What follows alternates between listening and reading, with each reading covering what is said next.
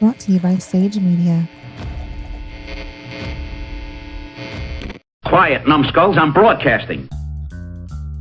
We've got a great show lined up for you. Tequila's a whole different kind of drunk. That's a dumb stripper. They're always stupid. Good point. Who are those guys? You just reach your arm in there and give it a couple of tugs. And How do you give someone an IOU for a shit in the mouth? They just keep telling the story. Want to hear the most annoying sound in the world? boo bop, diddly bop, pop, pop, boom. How'd all you people get in my house? It's half Jaeger and it's half rhinoceros piss after he's ate asparagus. Who's in here eating chips, taking a shit? What the hell is wrong with you people? There's my cue. All right, I'm on. Here we go. Another exciting episode of the Guys Like Us show. Everybody pumped for this episode? Yeah. Y'all well rested? Yeah, boy. Yeah. It's been a short week, right? Pretty short. Yeah.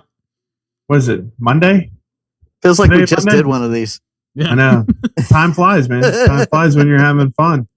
Feels like it was just 5 minutes ago that we were talking about this stuff. But it can't be because... Or 5 minutes in the future. Yeah, maybe. Don't fucking we work their we don't know yet. We have to be careful what we say because I think that our audience is the type to like eat edibles and we say weird fucked up shit that really fucks with them. Like, was it 5 minutes ago that you listened to the last episode, or was it 2 weeks since you've listened to the last episode? Like, Welcome I think back, that kind John. Or That just 5 fucked minutes somebody from up. now. I think it fucks someone. Speaking of this is totally fucking random, but I thought about it a long time ago and I forgot to. Do you remember watching did you ever watch that monkey when you were tripping on acid, the cartoon monkey that would like take a puff of something and then like his thoughts would be in the puff? Yes, I know exactly what you're talking about. Yes, I know what you're talking about. Thank God. And I yes. thought that was- Woo! Do you know what a relief it is when you find out like other people saw shit that I know you exactly didn't know what was you're talking actually about. fucking Hey, real? that Yes, reminds I me. did. I gotta ask you something off the air. Oh God. Yeah. Sorry about that, folks. I love it when everybody else has their inside shit that I don't get to know about. So I don't mean to do that. That was producer Nick's fault there. But anyway, it's good to see you guys again. You look well relaxed. Everything's good. What are you eating this time? I got pork What do you chops and broccoli. Nice. How long until you plan on spilling some of that? Are you going with the pork chop or? I haven't spilled it yet. The whiskey is still to be determined because at this point we are maybe already done with an episode or yet to do an episode depending on when these come out. And I have not spilled anything yet, but I've been drinking pretty heavily for the last hour or so. So that could change at any moment. Now, do you have a normal job to get to in the morning? Yep. Way to go, trooper. See? Never You raised stopped him me right. before. Right. I know. You raised him right. That's right. Remember Still the got to old- go to work tomorrow. That's right. See, I remember like hearing all these pansies that would be like, "Oh, I can't go in." Calling out of work. Calling a fucking man. We Bitch, used to like I fucking, show up. I show up to Yeah. work with the same clothes I was wearing at the party last night. Still got the little wristband on when I got in the club. I'm still wearing it. I'll tell you what, that haven't even backfired been on me one time though. I haven't even been to bed yet. Hang on. It backfired on me Yeah. once. Well, hold on. It's real easy to drink again the next night when you like sweat all the beers out of your pores. that during the day, fucking drying cars off and shit. We would just show up and sweat it all out and get That's the right. Do it and then again tomorrow. be ready to go again the next night That's or right. that night. So what's up? It did heavily backfire on me one time. And for anyone that doesn't know, so my 9 to 5, I'm a welder. And anyone that doesn't know about galvanized steel, when you weld galvanized steel, you get galvanized poisoning if you're not careful, if you breathe it right in. And it's make galvanized steel a keyword. People will fucking jump on that shit. It's zinc poisoning, basically, if you get it. I've had it before. It's fucking miserable. It feels like the worst flu you've ever had, and it comes on out of nowhere, and then it will just disappear. But if it's bad enough, you'll have to go to the hospital. You can fucking die from it. It's really, really bad. But I've had it before, and it sucks ass. Obviously, you have to get like a pretty extreme count for for it to be like hospitalization or anything. But it smells awful. You get really, really sick. You will throw the fuck up. It feels like the flu. It's horrible. Right. I was severely. I normally don't get hungover. It takes a lot for me to get hungover.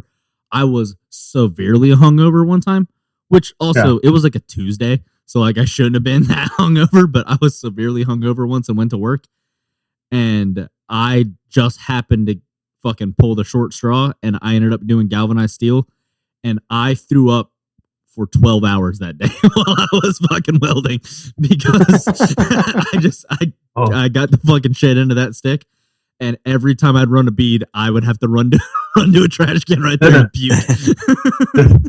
Did any of the puke like get into the weld? No, no, because it would be in my hood. It would be horrible. Like I was gonna say, did you barf in your hood? Oh my god, it was close a couple times. Like I'd be fucking running a bead, and just that smell would hit, and then obviously, like I said, it makes you sick. You have to drink milk because calcium helps to solve the problem, but also that means drinking milk during the summertime.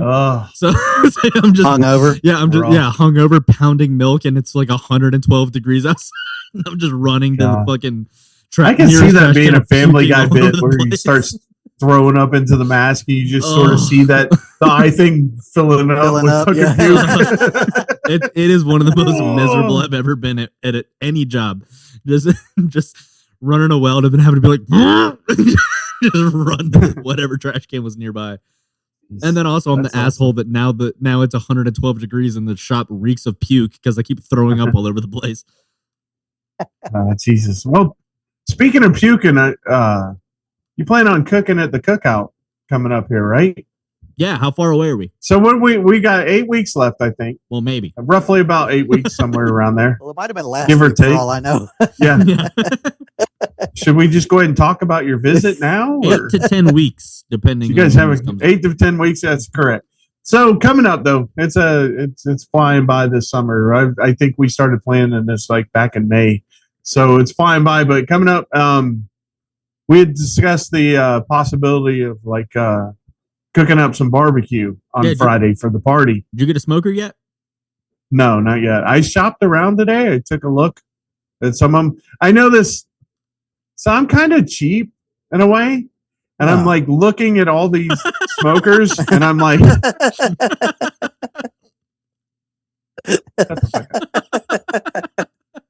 that's how I live so extravagant. That's how I live so extravagantly. I'm very cost conscientious. How else could he afford that pipe that he pisses into of not going cheap on the smoker? We're going. I hope we don't all get drunk enough to where like all three standing around the pipe pissing in it. I'm gonna piss in that pipe Friday night. Yeah, look, I gotta go to the basement first. So that's the dungeon. I'm going on record, Amanda. I'm going to piss in that pipe. I'm going on record. I know you listen back sometimes. I might piss in a couple of them, even if that you can't pee in that pipe. I'm peeing in it. I don't know what to tell you. I'm leaving an upper decker. That's right. The day I leave. Are those tickets non-refundable, or can you exchange them to?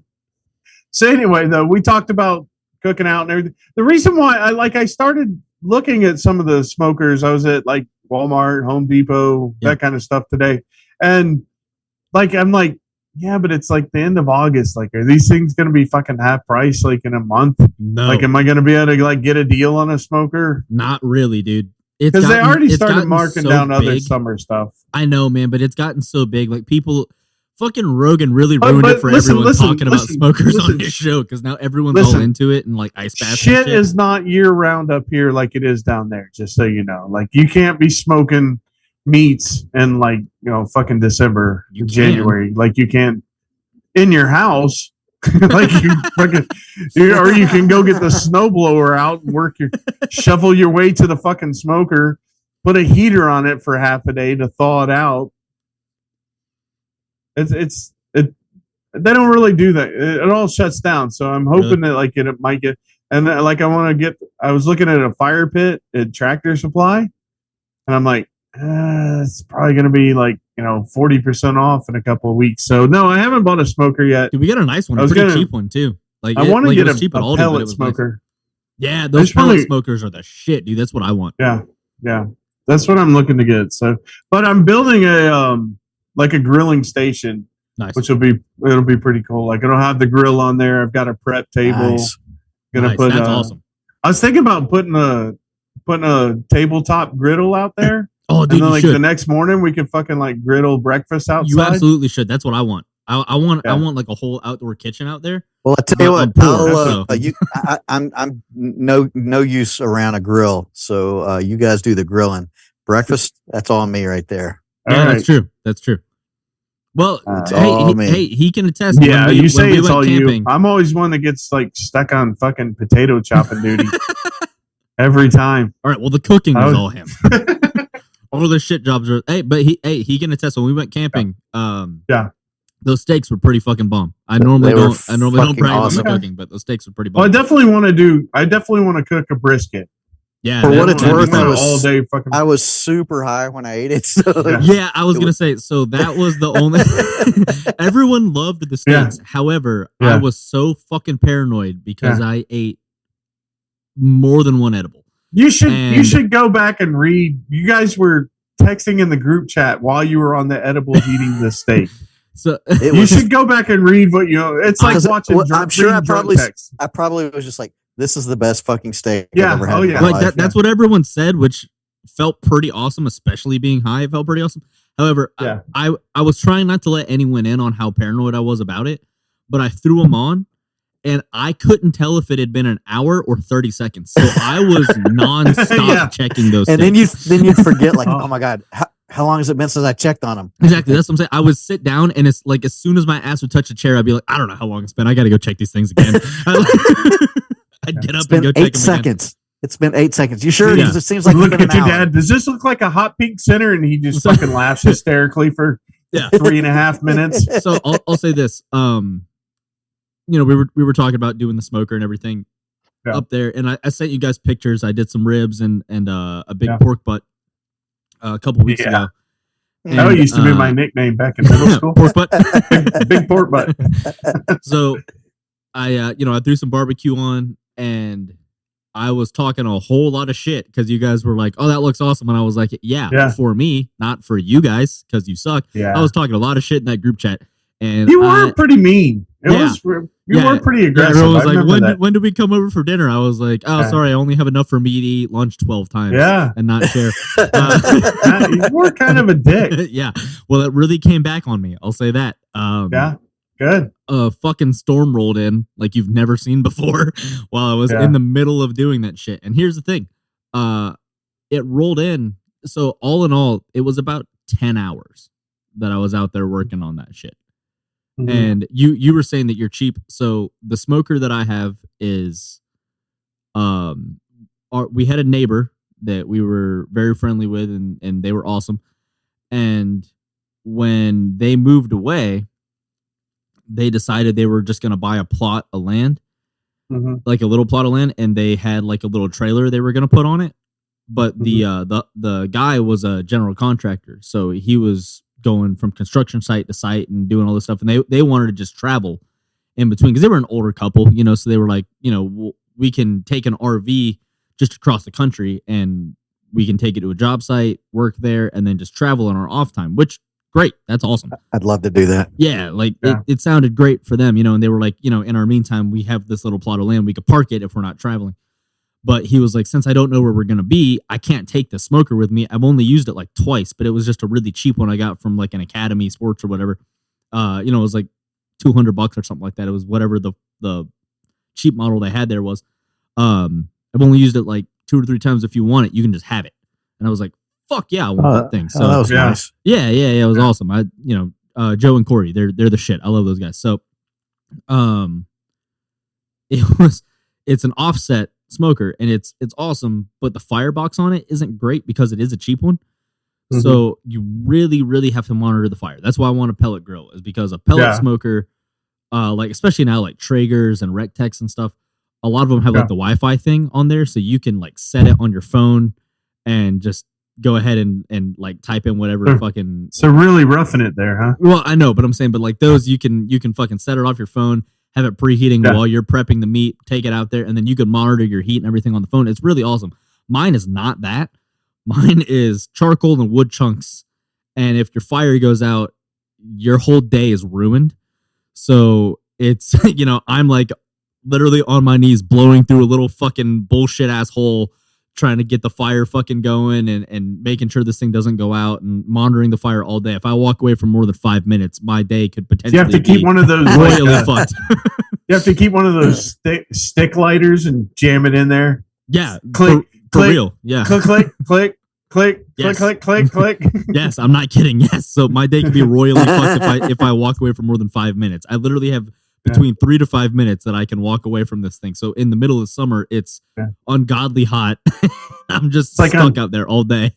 It's like on King of Queens when like he had this fucking cheap grill that he kept like he'd have to like turn the gas on and then like creep up to it with a match, throw it in, and then run the fuck away real quick. Exactly. So he was like shopping for grills at the Home Depot type store, and he's like, "This one has the fucking Jets logo right there. It sears it into the meat, Terry. It sears the Jets logo into the meat." That's exactly, that would be awesome. That's exactly what it's like. So, you know, and the whole time it's nice during the day because that's the only problem with it, right? Is that I'm really tied to it the entire day. So if I decide like I'm doing a 10-hour smoke or something, it's a full fucking 10 hours. I can't do anything else, and I still have to prep it and everything. So you're looking at 11 to 12 hours all in all of everything. I try to prep stuff night before as much as I can, but your day is fucked. You know, like that's why I want a pellet smoker. Is I can't do anything else that day. So well, I wanted that Friday. It's just going to be getting up. Go ahead. No. It'll be great when we're up there because it'll just be us hanging out, drinking and stuff like that's perfect. Right. But I found a day that it was nice. Like no one else was home. Tina had Ava and she was doing other stuff. And so I was kind of by myself and I was like, this is going to be perfect. You know, like I can just be stuck with the grill all day. I'll have a little speaker out there, listen to some music, had Iron Maiden jamming while I was doing the grill. It was great. Pour a couple beers, listen to some Maiden, do the smoker. Everything's awesome. Right. And, then all of a sudden I'm like, shit, the wood has been going way quicker than I thought it was going to. I'm running low on wood. I can't run out of that or the whole thing's fucking ruined. So I can't leave because I have to attend to this. Because now I'm like adjusting flues and fucking, I got it all timed out when the wood chunks are going and everything. So it's a whole process and I can't let anyone fuck with it. So Tina's like, all right, I'll run and grab some wood. But at this point she's home. Ava's asleep. She's taking her nap. And I'm like, all right, if everything stays as is, it's all cool, which I should have known wasn't going to fucking happen. So Tina leaves. As soon as she leaves, it downpours like I've never seen before. It literally was like when we were in fucking Costa Rica in the rainforest and it just fucking pours out of nowhere. And it just starts coming down. And all I could think is I'm ruined here because it's going to throw off my temps.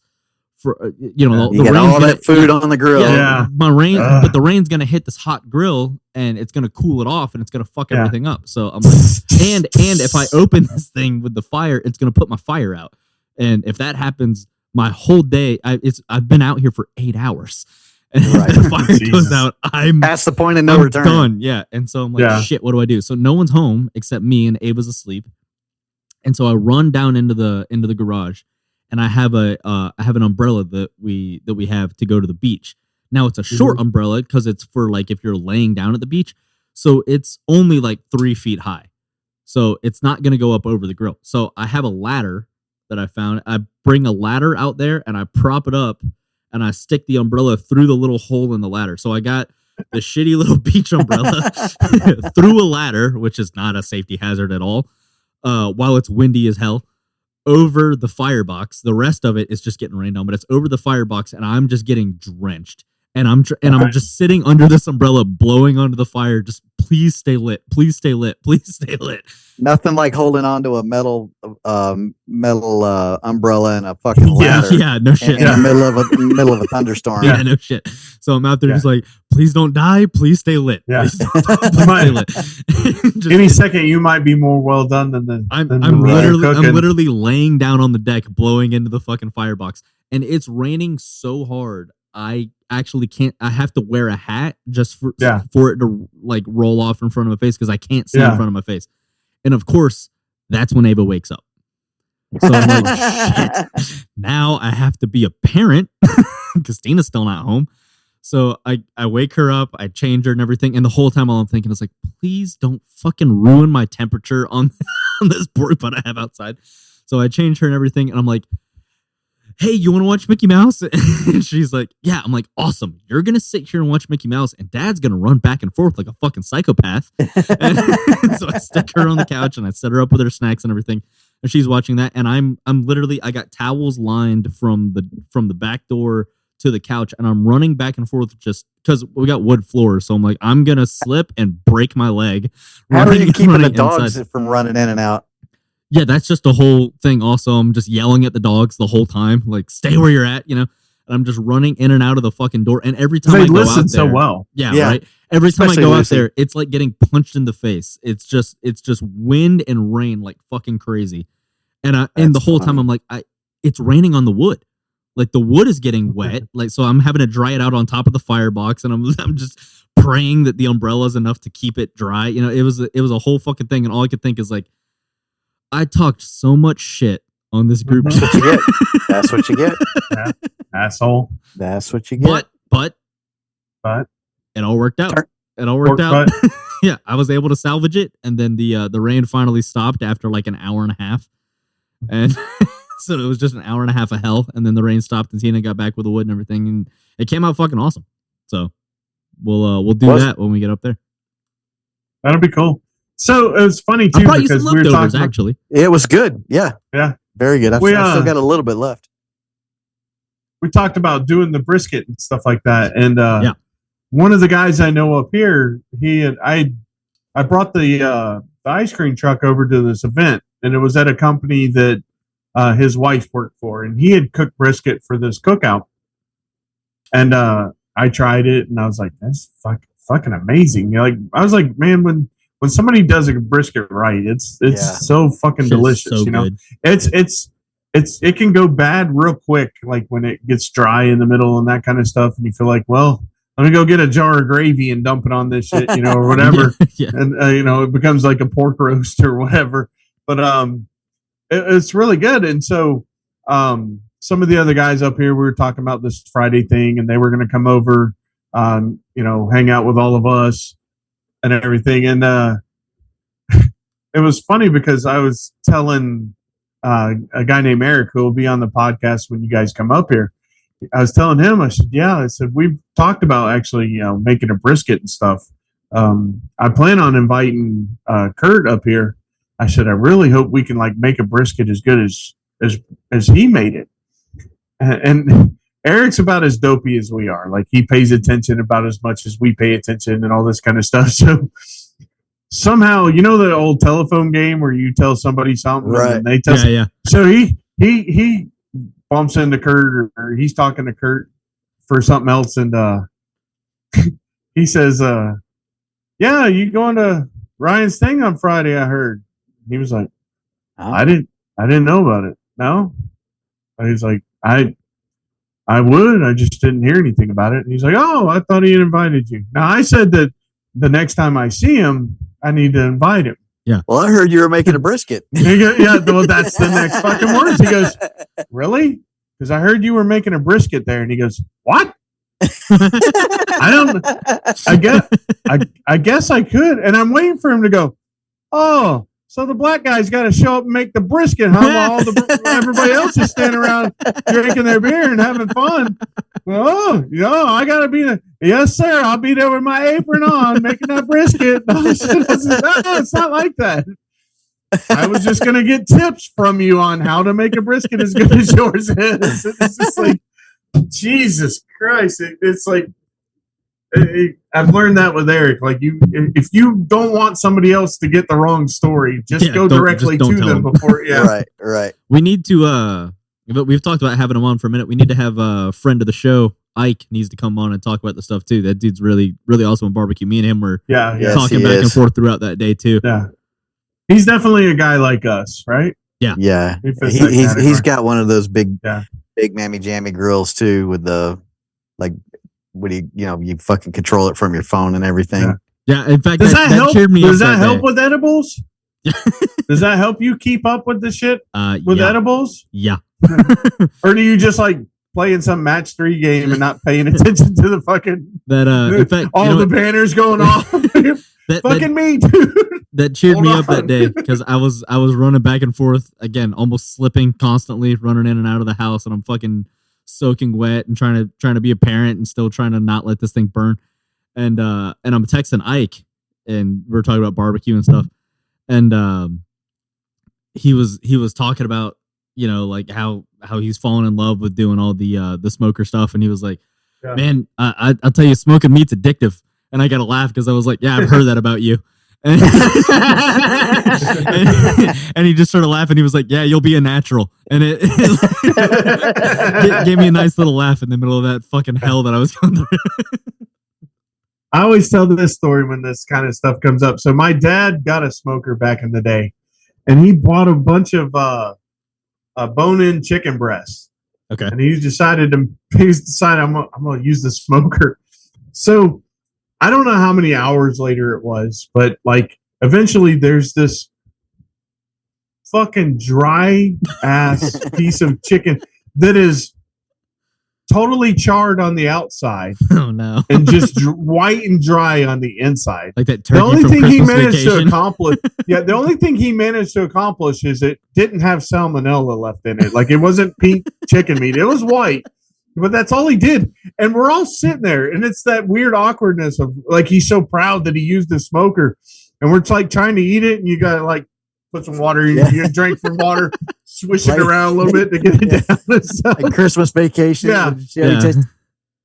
So and then I was like, I don't understand this. And he's like, oh, well, it's Cajun, it's blackened chicken. And I was like, you can't just call it that and now it's something. You know, it's like you can't just burn it now. Now yeah, now it's Cajun. I avoided Cajun food for like 17 fucking years. You thought it was just after that. Just burnt food. And what was funny is that, you know, do you know how like comedians will have a thing where they like a joke comes back around like later on and they tie it in? Yeah. Callback. That's what I was looking for. Thank you. So several years later, when I'm a DJ, my dad calls me up and he says, "Hey, we're having this cookout at the workplace. You know, I talked them into hiring you for a DJ and all this stuff." I said, "Okay." So I get there and it's a Cajun London broil and stuff, right? It's a Cajun cooking. And I looked at right in front of him. I looked at somebody else and I go, "Don't let him near your chicken." And they were all just like, "What?" And he looked at me like, "Motherfucker." Like he knew what I was talking about. I was like, "Oh, you're cooking Cajun food? Don't let this motherfucker near the chicken." You guys got a case of water bottles here? You're going to need that shit. Yeah, you can't just ruin the food and blame it on an entire culture. So it was like a 20-year callback, and he got it instantly. He knew I was still fucking with him about that. And I don't know if he ever used that smoker again after that. When the chicken turns I out don't drier, know what he, yeah. When the chicken turns out drier than grandma's cooter, it's probably I probably need to do something else. It was so bad. Like if you cut off a piece, the black and white contrast was so bad. Like it looked like a checkerboard. If you like, here, Ryan, here's $20. Run down to the Colonel's and get us a bucket. Go get a bucket. Yeah. That's healthy for you when one of the serving sizes is bucket. Yeah. I'll tell you what, man. That's the only thing that sucks about the doing anything on the smokers. It's the same thing when I told you when I was brewing the beer here at my house. Yeah, is like doing your own brew is like, well, I get to wait a month to see if I fucked this up. Yeah. Yeah. Just keep putting it off. I hear alcohol ages like yeah. Same thing with the smokers. How it's was like, it? well, in 12 hours from now, I'll know if I fucked this up or not. Keep the car ready to get warmed up because we might be going out for dinner. Yeah. I'll know if I ruined dinner 12 hours from now after I sweat all day and reek of smoke. The exterminator that we have in this area, like he's a friend of mine, and he was over. And he saw the pallet bar out back. He walked over to it. And he's like, "This is fucking amazing. This is awesome." He's like, "Thanks." So he goes, he looks at it. He goes, "So are you going to start like brewing your own beer here and everything?" And I was like, No, see that over there? That's a refrigerator.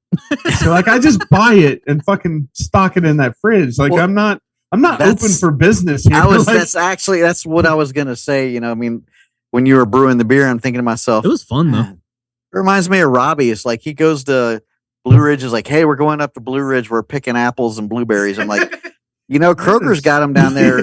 They're like I think it's part of their. It's like $3.99. Yeah, $3.99 a pound down there at Kroger. I'll tell you what, though. Yeah. And you don't have to pick your own. You could just go there and they're already picked for you. You already saved money on gas already from fucking driving all the way up there. This is a very guys like us thing, though. I'll say this is I tend to get myself into Clark Griswold type things, and it's what I was thinking during that smoke is like. I probably should have looked at the weather before I started this all day process, but I didn't, of course. But same thing with the brew kit is like, you know, I should have read the directions before I started doing this at 11 o'clock at night. And now I'm committed till 1 a.m. Like, I just don't read ahead. It's like, well, this is fun to do right now. It was good. In fact, I still got some. If you want, next time I come over, I'll bring you in. Okay. So, but you'll like it. It's like a light beer type of thing. Okay. Yeah. That's the problem though, is like I'm the complete opposite of you with that. Is like it's been raining a lot up here. So like I keep checking my weather apps to see if it's gonna be raining on November 3rd when you guys are up there. Come on. Fucking 7 days, that's all you can do? You call yourself a weather app? I literally used to live by the Weather Channel app. Oh yeah. For work, but now I couldn't now even tell care. you. I don't even pay it. You know, you said it's been hot lately. I'm like, oh, okay. I didn't know. Haven't been outside. This summer has been like the first summer at the company that I work at, and that first summer was so bad. Someone had they had a thermometer they put in their booth, and it was one of the old school thermometers. You know, where it was, you know, it goes up the little fucking thing. Yeah, it just went all the way to the top and never came back down. Back in my day, we called those thermometers. No, I know, but it just went all the way to the top and never came back down. It just broke and stayed there. Mercury in it? And we were like, well, that doesn't seem safe. The mercury stopped working. Yeah. That's like the 2 or 3 years ago. There's a little local newspaper magazine that, you know, the kind they hand out at like Denny's or whatever. You can get like free copies at Denny's, the big stack. Yeah. So they have those, and they did an article on the ice cream truck one year, and the guy came out, and he would follow for like, I think he followed like 2 days. He would take photos. He would, you know, handing out ice cream to kids, all that stuff. And he was in the truck one day, and he was like, it was mid 80s outside, I would say. And he's in the truck, and he's like, he goes, how fucking hot is it in this truck? And I was like, I don't know. And the next day, he brought a thermometer. Well, those stay nice in the freezer. He brought a thermometer, and it measured at 114 in the truck. And so I realized I just drive around at 114 degrees. Yeah, that's kind of what it's like at the shop. Oh, it is fucking brutal. Like there's I'd kill to have a car wash job at this time, so I could go stand. And at least then you can like go spray yourself with a prep hose or something. That's the one thing that sucks about my job. There's nothing like it being 114 degrees and going, well, now I get to melt steel. Mm-hmm. Yeah, I thought, with electric fire. I remember, like I worked a construction job, like working with iron workers one time, and it was just. I'm guessing that was one time. I stayed long enough to get that first paycheck. Okay, you guys know roughly what my measurements are, correct? Yeah, we've seen you. So, sure, yeah. So when they like, here, I need you to take this load of bricks across that beam over to that guy. Yeah, fuck you. And they don't have no safety things. You don't strap into belts or whatever. It's just like, yeah, I need you to walk these over there to that guy. And they fucking walk around them all the time like fucking Mario in the first Donkey Kong movie, game. But I like to see me up there walking across. This can't be safe. That's nerve-wracking. But then it hurts your feelings when they make fun of you when the beam starts to bow in the middle. Like when you start to get out there. That that's hurts a your that's a feelings. real fucking misconception, man. I remember me and a buddy of mine. We went out when we worked at this one company. We went out to go build this fucking hotel, and we were up there, and we had the it was like a retractable thing where like you would hook it, and you had to have like a safety harness. Yeah, and it was one that basically, if you fell off the building, it would catch at some point, Yeah. And but if you walked more than like if you walked at a normal pace, the thing would fucking catch and pull you back like a dog, like on a leash, And so pretty Throw quickly, your balance off. Yeah, well, pretty quickly they were just like, yeah, look, man, it's just because of OSHA safety protocol, we have to have these on. You don't have to hook it up to anything. And it was like, well, but what if we fall off the building? It's like, well, don't fall. Okay, like, you'll kind of right. You'll kind of be like that chick in the opening scene of Cliffhanger. Yeah, you'll be all right. Okay, that's cool. And then immediately after they tell you like, hey, don't fall. They're like, all right, now I need you to go to the edge of the fucking hotel roof over here and cut the support beam out. What happens if I fall? Have you seen what happened to the bad guy in Die Hard? Yeah. You're gonna be making that face. It's not good. Wait, I'll tell you that. Wait, what happens if I fall? Well, you're fired before you hit the ground. So there's that. Yeah. Don't file a lawsuit. Yeah. Don't know what the medical cost for putting your brain back in your skull is going to be, but it's okay. Do whatever you want. You're not going to pass that piss test. That's right. I'll never forget when I was working fast food back when I worked at Zaxby's.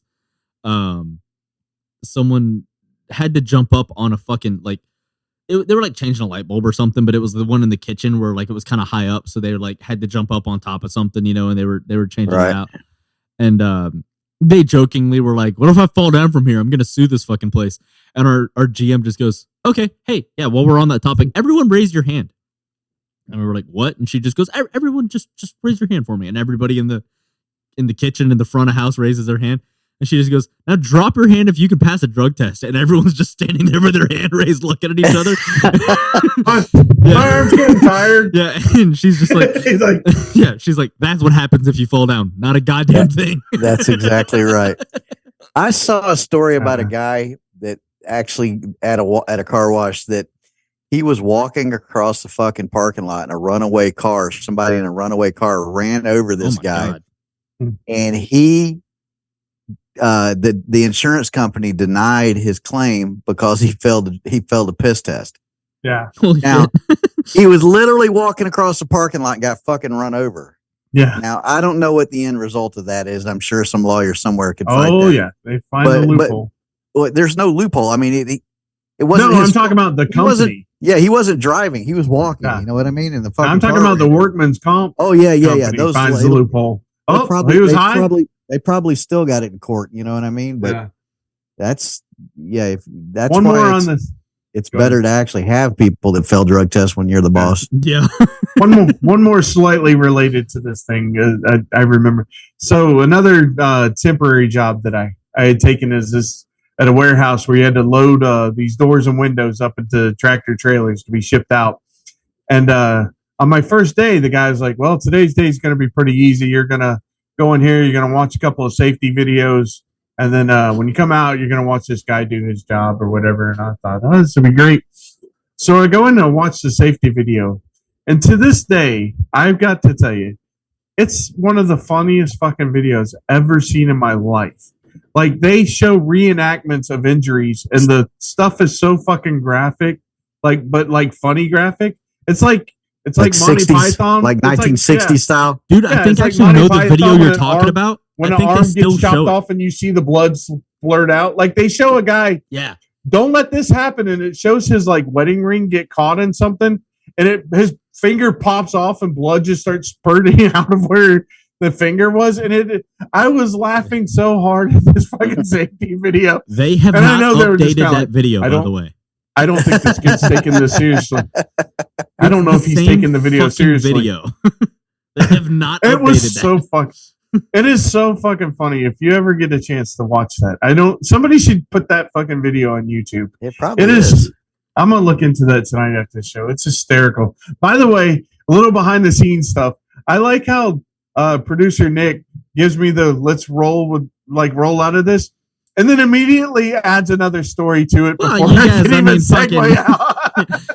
We immediately started another story involved the same topic we've been talking about. Let's roll it out. Oh, by the way, Look, I've been drinking whiskey for hours and now I'm on to moonshine. So this is going to be on you to fucking move these topics along, I right? thought that was orange juice. I thought you were actually freshening up there. No, this Sure. is that. This Yeah. is the same blend that I gave you.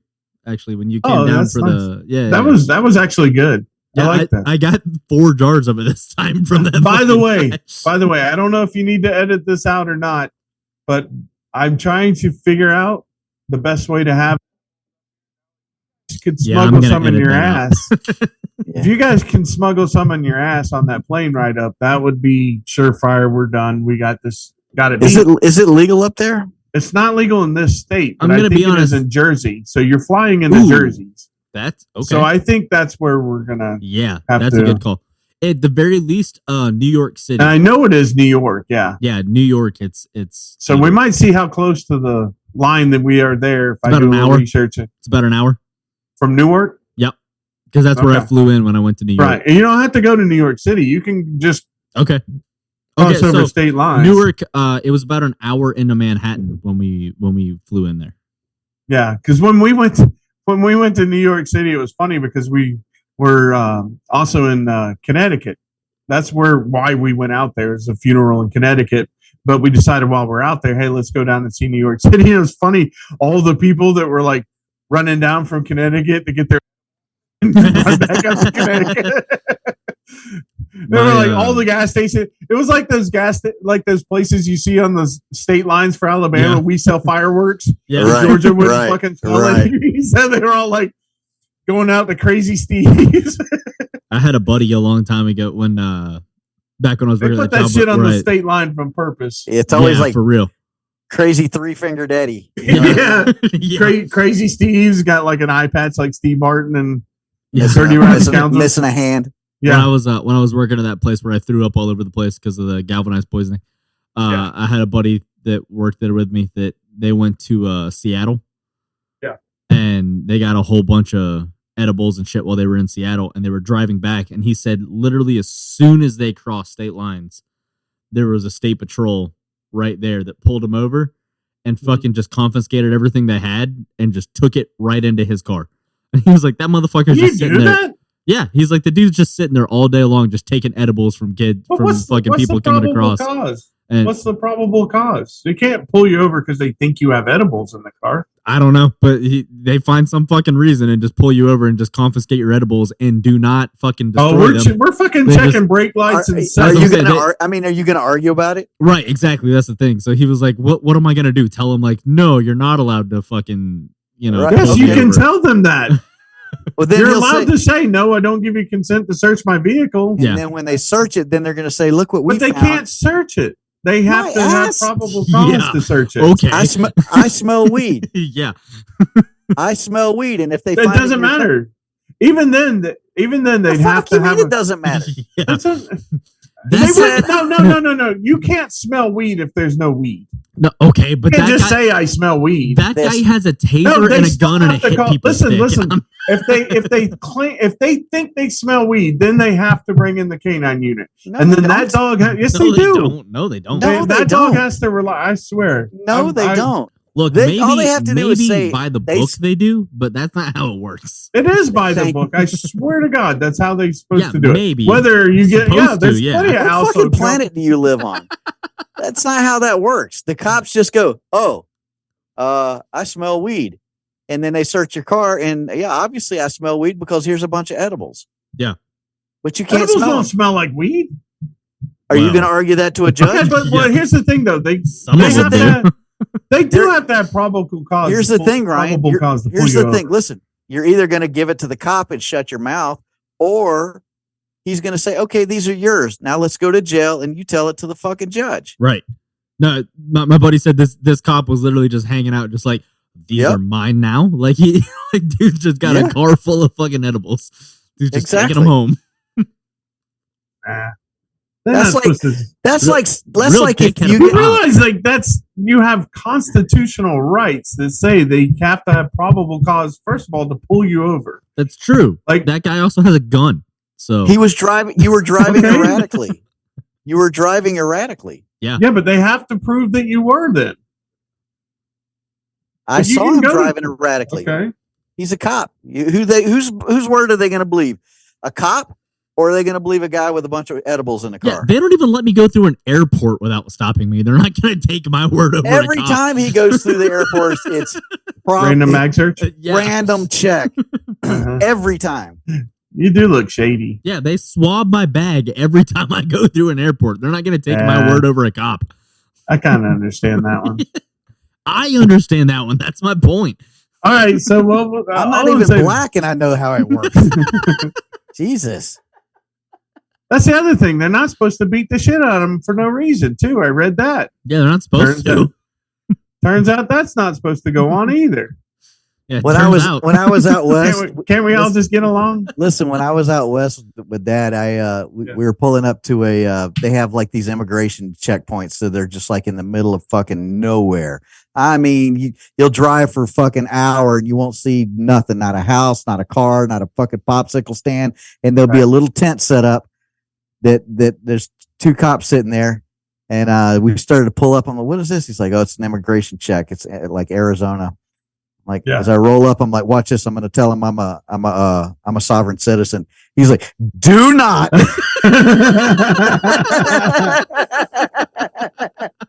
I've gone down that rabbit hole on YouTube. I was like, here I go. I'm going to tell him I'm a sovereign citizen. Watch this, Dad. He's like, you had better not. It's so funny to mess with him, too, because I know you guys would go to places where it's legal. Like, there's dispensaries and, like, it's legal, and he'd go in there and grab something and come running out of there like, let's go, let's go. Like he robbed the place or something. What are you worried about? I don't know. I've been worried my whole life. Jumping in the car, Dukes of Hazzard style. Slide over the hood. Yeah. So, fellas, where are you guys heading to? We're traveling for one thing. We're not driving. We're traveling. Yeah, I'm not for hire. Trip. I'm not for hire. Yeah. Yeah. This is not a commercial vehicle. I'm a sovereign citizen, and I'm not for hire. Yeah. This is not a commercial vehicle. I watch clearly. those. I watch those. Like most of my Facebook videos that come up are sovereign citizen videos. I fucking laugh my ass off. Like these people are like, oh, I don't answer questions, and like I'll just like fast forward 30 seconds later. He's got a taser. Zap, zap, zap. Yeah, here's the other thing, by the way. Those guys, always white. Always. Yeah. Always white. Oh, hippie too. They're always like hippie white. Hey, man, I don't answer questions, man. Well, I'm starting to hate those reels on Facebook, by the way. I pointed to Amanda. I was like, every reel is like a fucking Taylor Swift concert clip. And she's like, that's because you're watching Taylor Swift concerts, aren't you? And I was like, I watched maybe one. And they're like, oh, that's I don't all even it know is. what you're talking about. Reels. What do you mean? They're all over Facebook. They're on your Facebook. They're just you like might little scroll clips. past They're them. like, it's like Facebook's answer to TikTok. They're like little quick or little clips Instagram something. is the same kind of thing as Instagram. You're on yours. You just probably scroll past them. Yeah. It's kind of like what you're talking about. If you watch a couple of sovereign citizen ones, they'll show like quick little 10-second yours clips is probably full of like somebody aliens tasing. and Bigfoot and all kind of shit. Yeah. Holy shit! It's like you know me. It was funny. If you guys could have seen the look on her face, she's like, "That's because you've probably been watching Taylor Swift concert videos." It's like, just that one, I think. Yeah. She puts on a good show. What can I It say? only takes one to ruin your fucking algorithm. You're right. I know. It It's like does. when people are like, "Hey, look at this. Search this." I'm like, "How about you search it on your phone?" It's like, because it's gonna fuck up my news feed for the Yeah, that was like that's a big fight here. I'll turn on the we have like the Xfinity box with just the apps, right? And I'll go on YouTube and I'm like, God damn it! I told y'all to use your own profiles, and I'll like have all this. Then I got all this anime shit in mine, all the stuff they watch, and I just get bent out of shape because they forget to change the profile when they open it on the living room television. Oh shit! Hey, the fuck were you watching, by the way? Hey, we're at 48 minutes. We should get into our segment. Oh yeah, we're doing segments now. Oh yeah. Yeah. That's all that. We kept the talk going over the workman's Yeah, it was comp good. shit. It was good. It was fun. Yeah, it's good. It's funny. It's It's funny. It's a funny bit. It's a big pet. It's funny. Yeah. It's funny. So I don't know if you guys heard the last episode, but we've decided to do a couple of segments here, a few dedicated topics where we go over particular things. Seamless transition. Guys like us like music. Obviously, we talk about music all the time on this show. So we've decided to do a couple of categories about music. Today's episode, I believe we're doing songs that were a hit at one point and then had a nice resurgence later on down the road for whatever reason they came back. Now, the cool thing is each one of us has come up with a song, and we're going to talk about the song that we picked out. Who wants to go first? If I could, Ryan, I would say you go first, and then Dad, and then me, because mine kind of ties into his. Okay, that's fine because mine's. I don't have a lot to say. I don't have a lot to say about. Yeah. Well, that's why we all have one. This isn't going to be like Dirty Rotten Scoundrels where we can fill a whole bit. Mine, I have a question at the end of it that might lead to some other discussion. Okay. So I noticed in my song here, I'll go first. My song that I picked, I noticed that when we talked about this subject and I did a little research on different songs, this was the first one that popped in my mind for whatever reason. So I decided I don't need to put a lot of effort into it. I'll stick with this one. But I did notice some of the ones I looked at. One of the biggest ways that songs get brought back is through movies or television shows. They'll use it for this generation, and it's no different with this song here.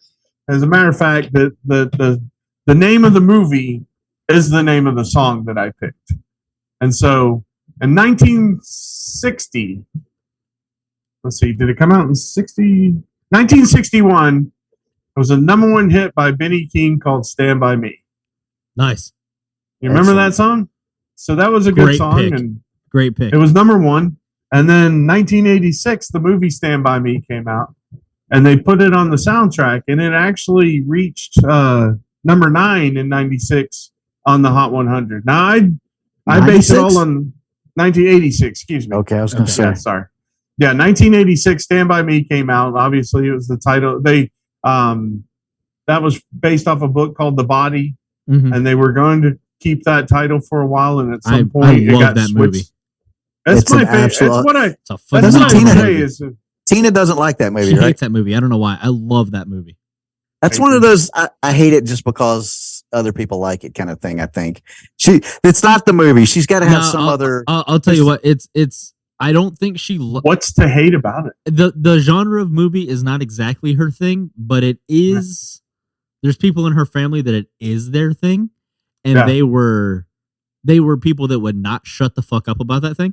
That's my point. So it's quite because it wasn't about the movie itself. It was sure, but I'm saying so it's kind of like I don't like. But Bon she Jovi. wasn't even alive back then. No, I know, but I'm saying I don't like Bon Jovi, but I like 4 Bon Jovi songs.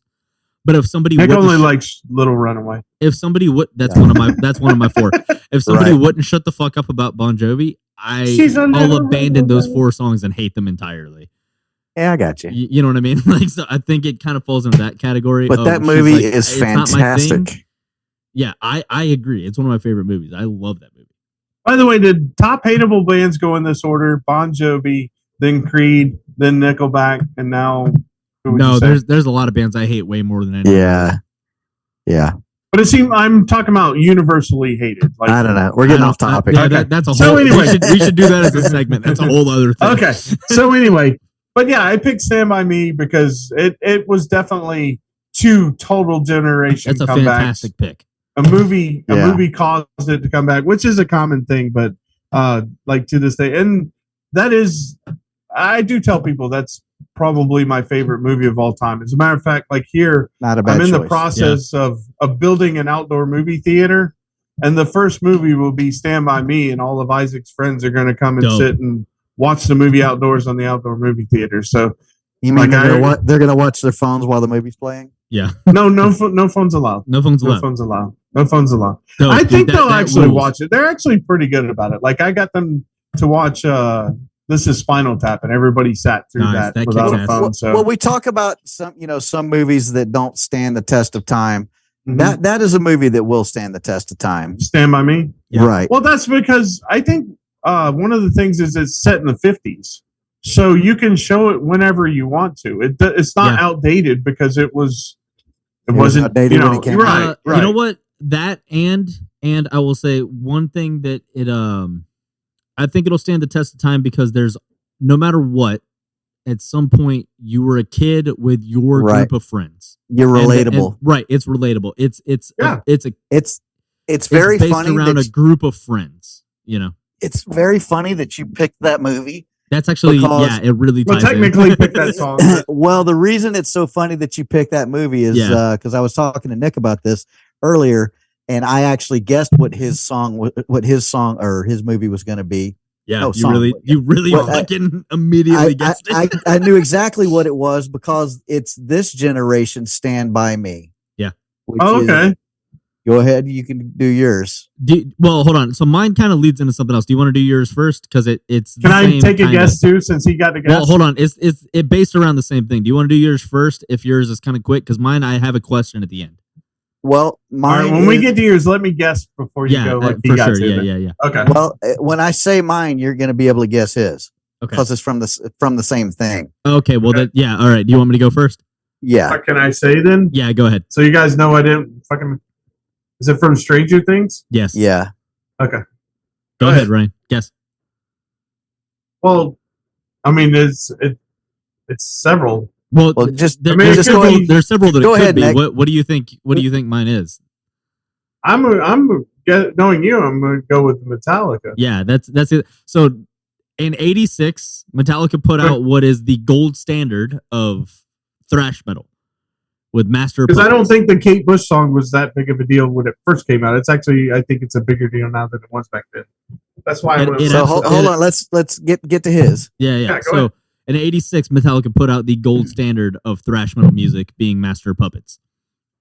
Now, I was a little bit on the fence picking this song because it has never stopped being an incredibly important album. Every metal band will refer to Master of Puppets as one of the reasons why they are a metal band. However, when Eddie Munson played it on Stranger Things, and there is a giant pivotal scene in Stranger Things, and granted, I'm not caught up on Stranger Things, and even I know the fucking scene. It had a whole new life brought to it for younger generations of Metallica, because the Black Album is what became Metallica's biggest album. If you looked at like the songs that were streamed the most, the songs that like were bought the most, with even into vinyl and stuff like that. Yeah. Airplay and radio. Still and is. even what they were. Yeah, still. It's the Black Album. And then after that, weirdly, is Ride the Lightning, because For Whom the Bell Tolls got played in a lot of stuff too. You know, Zombieland and stuff like that. So younger generation latches on to, you know, and I will say, me being kind of in that too, I've talked about a lot the fact that by the time I was listening to the radio, it was way past the whole Metallica cut their hair and all that other shit, and like there was all this hate for the Black Album, and then, you know, Load and Reload and all these other albums that came after. To me, it was all just Metallica, so Nothing Else Matters and like, you know, Kill 'Em All, it was really no different because it was all one band that I loved their entire catalog. You're actually born when Load came out, weren't you? Probably. When did Load 96? come out? 96. Was that when Load came out? Yeah. Then that's exactly. Yeah, I was born in 96. So, but that's kind of my point, is that by the time I was really listening to Metallica, like it was on to like Reload and Garage Days Revisited. Like fucking Death Magnetic came out in 08, dude. I was in middle school. You know what I mean? So like all of it, I just loved all of Metallica's catalog. I had no reference for why people hated everything past Injustice for All, you know? Right. It was all just a band that I loved. Master of Puppets took on a whole new life once Stranger Things brought it on, because Enter Sandman and The Unforgiven and Nothing Else Matters and all those songs were the ones that were played on the radio and streamed the most and all that. Master of Puppets got played on that thing, and all of a sudden it was the band from Stranger Things was what Master of Puppets is attributed to. So that's my pick for it. Which kind of leads to my pick was... Let me add to his real quick, just something small. There was like a hint that could happen because Master of Puppets got used in something else about a decade or so before that. And like it was kind of buzzing again. The internet wasn't what it was back then, but they used Master of Puppets in Old School with Will Ferrell. Oh, when yeah. they were going around abducting people in the van and stuff to be in their fraternity or whatever. And like people were like, oh shit, yeah, Master of Puppets. Didn't like quite it have the was, same it had, effect no, that it it wasn't does like now. this because it was just being used in the scene. Right, It wasn't the song it wasn't the wasn't focus. Right, exactly. Yeah. So But you can kind of tell it could be used for something. Which gets me to that Running Up the Hill Kate Bush song. Now, when I found out it had made a big comeback, I was really surprised because I don't ever remember hearing that song back then. I remember. I think Stranger Things is the first time I'd ever heard that song. Yeah. It definitely I would argue Stranger Things put it on the map heavier than it ever was in its heyday. Oh, yeah, that's what I was saying too. It's way more popular now than it was in the 80s. But I thought it was a big song in the 80s, wasn't it? That's the way I understood it. I would say yes, but I would guess Stranger Things made it an even bigger song than it was in its heyday. So I don't know, but okay, here's the comparison. Kate Bush in the 80s was what what was it? Tori Amos was in the 90s. You remember Tori Amos? No, I didn't listen to her either. Not really. Okay, but do you know? But she was I've popular heard of her. in that. Yeah. So what I'm saying is, in that group of people who listened to that stuff, it was popular, but it wasn't mainstream popular. That's kind of my point. Is that I had heard of Kate Bush, and even back then I had heard of her. I didn't know any of her music. Well, so she made it in the Rock and Roll Hall of Fame, as we referenced on an earlier episode of this podcast. Let's not get started on that again. But so, when I heard the song on the show, nope. I don't recall ever hearing the song, and then because they talked about it like it was such a big comeback, and oh man, it's climbing up the charts again, and blah blah blah. I'm like, I've never heard this fucking song. It was the first time I'd ever heard it. I think was there on the show. Which, by the way, you guys really need to get caught up on that show because I'm caught up. Are you? I'm okay, not cool. caught up, and it's actually it ties into exactly what you said before. That Tina is not a fan of Stranger Things, or is not a fan of Stand By Me. Stranger Things has a very Stand By Me vibe to it, and in a sense, it just I think maybe because she doesn't like Stand By Me, it just didn't grab her attention. So it's let me ask you this: like, I kind of did she not have friends as a child? Yeah. Like I kind of like growing up, did all the girls fucking ignore her or something? Like maybe it's one I kind of have to just, like. I guess I'm just gonna watch this on my own because you're just not that overly interested in it, you know. Well, I guess we have such a closer tie to it because that was my mall back then. Yeah. So like when they're running around the mall at that time, I was basically the same age, maybe a couple years older than what they were at that time. What year was that supposed to be? 84, 85. So I think that by that season, I think that could be part of it too. Is I love what I've seen of Stranger Things. Mall opened in 85 too. That's when that place Mall opened. So in the real world, that would have been a brand new mall, right. So I grew up because of your musical taste and stuff too. Especially, I grew up loving. Yeah, you really pushed that on them. Maiden, Metallica, like those kind of bands. Like those were my bands. You know, like Ozzy and shit like that. Like it was before my generation, but that's what I grew up on and what I loved. And so if someone asked me like if you could go back to an era that like you get to pick a decade to go back to, I would pick the 80s. She would pick the 90s. Let me tell you, if you went back to the 80s and you showed people a fucking news clip of what was going on in the world today, you would wait, what? You wouldn't fucking believe it. I mean, if I came back and showed myself the shit that was going on in the world today back in the 80s, I would have never believed it. Yeah. I would have never believed that the world is so fucking upside down on just shit that should be common sense, simple stuff is not. And it's like, are you fucking kidding me? That people think that in the year 2023, they're thinking, what?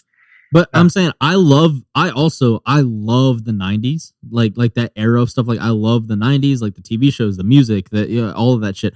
I love it. That is much more like if you had to decide, like, nope, you only get to pick one. I would go 80s, she would go 90s.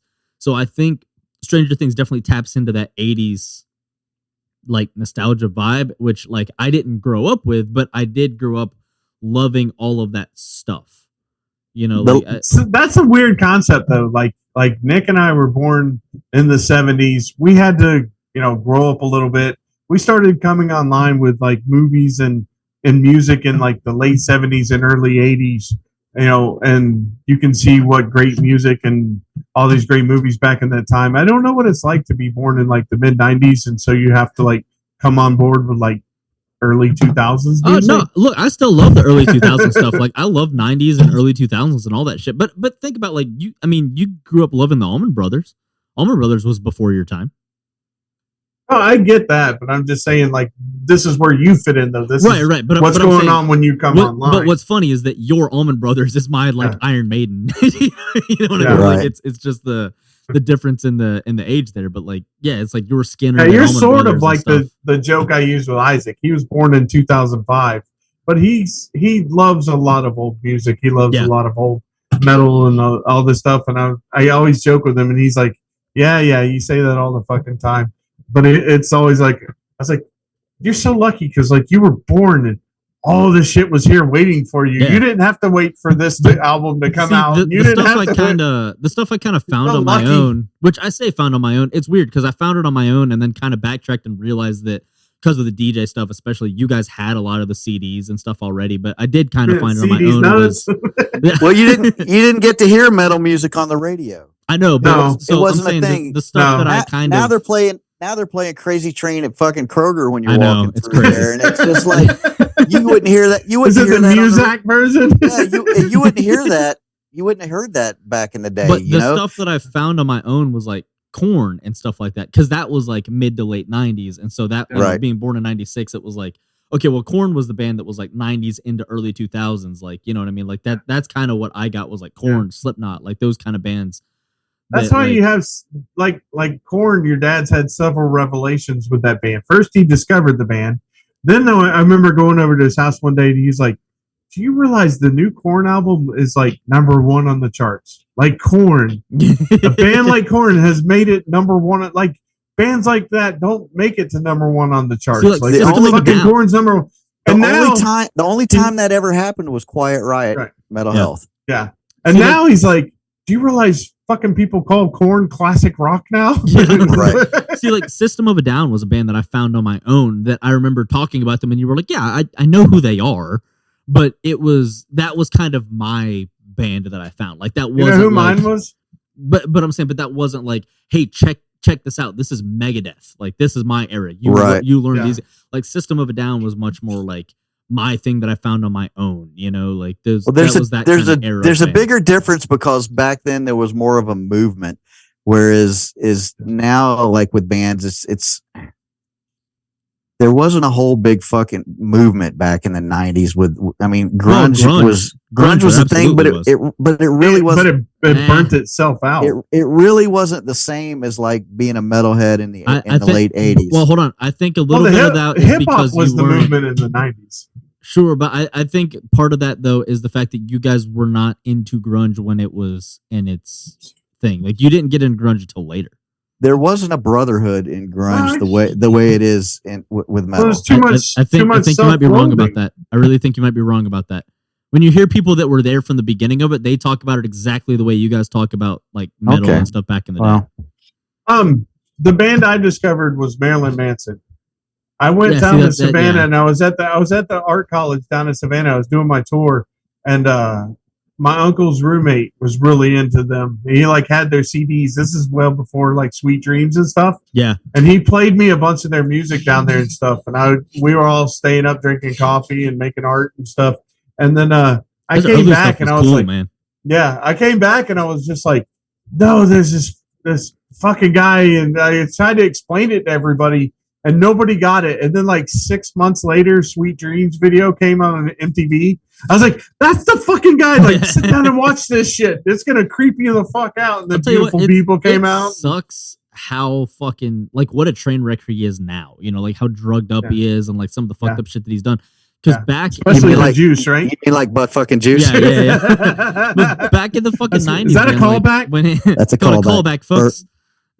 Back in the 90s when he was, when he was, blamed for Columbine and all that type of shit. Yeah. There was a lot of stuff that he went on shows and stuff, and they would kind of challenge him, and he was very, very intelligent and would really have like good. He reminded me of like when D. Snyder had to go before. I was going to say the same thing. 100% like that. And now he's so fucked up and drugged out that he's such a train wreck that it's easy to just go like, yeah, look at this fucking piece of shit. This is what you ever happens see? when, Did you see him on The Talking Dead? Like when they back Holy on The Walking shit. Dead. Did you ever see that episode? No, I've never seen any of them. So hold 2 seconds here. So The Walking Dead, they would do an after show called The Talking Dead. Chris Hardwick. And Chris Hardwick, and they would have they'd have guests on, and they had Marilyn Manson on, and he was fucking ripped out of his mind, and he just rambled, and you could see like Chris Hardwick was like they're looking at the camera like I don't know what to do. I don't know what to do. Hardwick still jokes about that like, and then they went to a commercial, and then all of a sudden when they came back, hey, Marilyn had to take off. But Hardwick like still when, jokes like about when that. What a Steve-O train was wreck on that was. Adam Carolla show. Oh my god, yeah. But just to clarify for the segment here. So is the Kate Bush your song for your pick this time? Was that your official pick? Well, yeah, more for just an oddity. That was my official pick because it's not like I didn't like the song. I didn't. No, I know. I didn't even know the song. I didn't know it back in the day. Again, I didn't listen to I didn't listen to stations that would play that kind of stuff. Right. So I got you. It's like now if I look like the top 50 songs out right now, I have no idea who any of those people are. And I've probably never heard any of those songs. Yeah. What's so funny, but you say that what's so funny is that you talk about like Korn went #1 with whatever and like that never happened. It was like a Billboard album chart. It was like if Madonna put out an album, it would have been #2 and behind Korn. That's what was amazing. That's what's crazy now is if Slipknot releases an album, it's almost guaranteed it's going to go #1. Avenged Sevenfold, their last 3 albums have gone #1. Like Slipknot, their last 3 or 4 albums have gone #1. Like it's crazy that a lot of heavier bands, it's almost a guarantee that they are big enough at this point when they put out a new album, it will go #1. Well, I don't even understand what that means anymore, though. Does anybody put albums out anymore? Oh yeah, for sure. Yeah. In fact, Avenged Sevenfold put out a new album that is one of my. It as is in like gigantic. what though? Like you go buy the CD? Yeah, or? absolutely. In fact, I really want the vinyl of the new Avenged Sevenfold album. It's a phenomenal fucking album. Huh. We're playing. I get kind of bored with the doing the ice cream truck job sometimes, and so I've developed a new game, and it's a lot of fun to do actually. Like day before yesterday, I rolled up and there was these 2 teenage girls standing there waiting to buy ice cream, right? And one of them was wearing a Metallica t-shirt, and the other one was wearing a 9 Inch Nails t-shirt. And so every time I play the same game, I do can you name me 3 songs from the band that you are currently wearing a t-shirt for? And they're like, quit looking at our tits. And I'm like, no, that's not the point. So, this but it was funny. Ties into a question. Because the one girl, she was like, it was funny because the one girl goes, oh, it's easy for her. She's wearing a Metallica t-shirt. So she like rattled off some Metallicas. And then I was like, what about you? But wait. What are the songs? Did you pick? Exactly. None of them were Enter Sandman. Nice. Okay. It was older stuff actually. Unforgiven. No, it wasn't Unforgiven. Whiskey I in a can't Jar. remember. No. Ride the Lightning was one. Dope. And okay, I like wasn't it. and I like Master of Puppets was one, but I put that to Stranger Things because they were right at that age. So. I'll allow it. Yeah, and I don't remember what the third one was, but the other one had a 9 Inch. This was kind of funny because she had a 9 Inch, and it just had the NIN, right? Yeah. So I didn't even know she knew she was wearing a band t-shirt. like it doesn't spell out the name of the band on her shirt. I don't know if she thinks this is a brand. I got the new Nin shirt. What did she say? Oh, she fucking rattled some shit off. Nice. Nice. I like and her. what was weird is she was like, she came up with The Hand That Feeds as her first pick. Nice. Well, kind of, but that's also kind of a gimme nowadays. But her last, it was her, something else, and then she couldn't remember Closer. And I certainly wasn't going to explain what that fucking song. Oh, the "Fuck You Like an Animal" one. Like, but she Mom? can't remember that. Yes. Immediately reaches in her shirt and pulls out a rape whistle. And then I think she had like a whole as like a fourth Nice. song, so she knew what she was talking about. Nice. It was kind of good, but most of the time they don't. I ran into one that had a Rolling Stones t-shirt, couldn't tell you who the fuck they were. Damn it. So it happens, but it's like a fun, entertaining thing to do. It's like these teenagers wearing band shirts. Name me 3 songs. So this actually ties in. I had a question that I wanted to ask because of my pick being Master of Puppets. Where exactly do you guys land? Because I'm a little bit torn. I'll say that. Where do you guys land on, a song like Master of Puppets gets used in something like Stranger Things, and all of a sudden it kind of has this big resurgence. But even still, anyone who's into heavy metal, even if you're not a fan of Metallica, whatever band you are a fan of, will attribute Master of Puppets as being one of the reasons that they are the band that they are. So like, again, like if you grew up kind of in my era and Slipknot is your band and not Metallica, well, they are who they are because of an album like Master of Puppets. It's so like all the people that like Black Sabbath. Right. Well, exactly. there's a trail to follow. That's what I'm saying. So there is a trail to follow, and it all leads back to that one album, right? So no, there's a trail that goes back further than that. I know it goes back further than that, but I'm saying, but that album is one of them. You know what I mean? The same way Black Sabbath is on that path, Metallica is on that path. I mean, it's on the Mount Rushmore. You'd be surprised how many of the rock music. Right. You'd be surprised how many like speed metal bands will list like the Beatles as a big heavy influence. For sure. I'm not saying it stops at Metallica. I'm saying that Master of Puppets is one of the pivotal albums on that list. Yes. It is. I love the Beatles. I love the Beatles, but I'm saying, but it's extremely important on that list as much as Black Sabbath. I think some people expect them to stay in the same speed metal lane, for sure, for their influences. That's not always the case. It's what got you into music in the first place. But where do you guys land on that type of stuff? Because it is a little bit of a double-edged sword. Of it gets a newer generation into Metallica, but it also kind of turns your band into a brand. Where there's a lot of people. Well, that's the thing that happened with Stranger Things.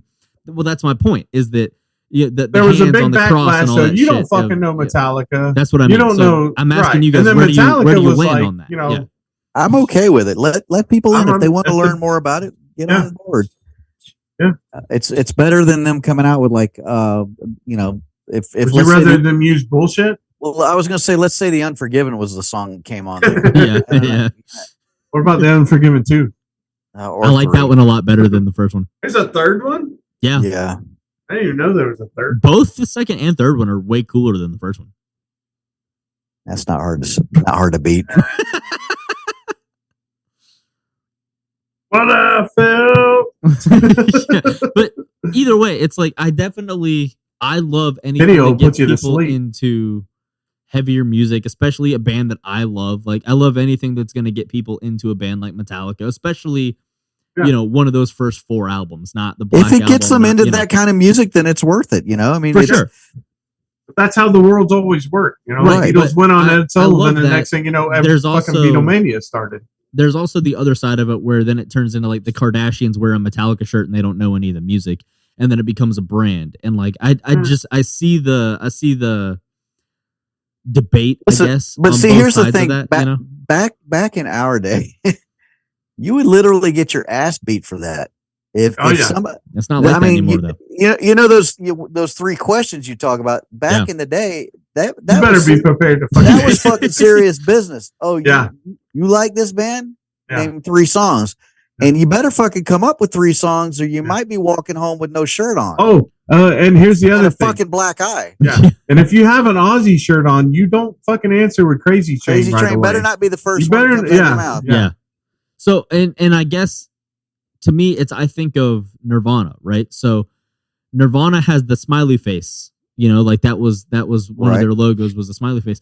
Now that smiley face, and even the smiley face with the Nirvana thing on top, there's a lot of people that will wear that shirt having no idea who Nirvana is, because it's become a brand more than a band, to a lot of people. It's something that it's almost the same thing as wearing like a Nike sweatshirt or something like that with the, you know, like it's a brand that you like. I just don't like superficial, and that's what it is though. Even though that's not Nirvana's fault, that's the people's fault that are wearing that. Well, but when how do you feel about Metallica because that is a band that you guys grew up with and love like that? Like, how do you feel about the idea of the hands on the crosses and shit being like? I think it all comes with it.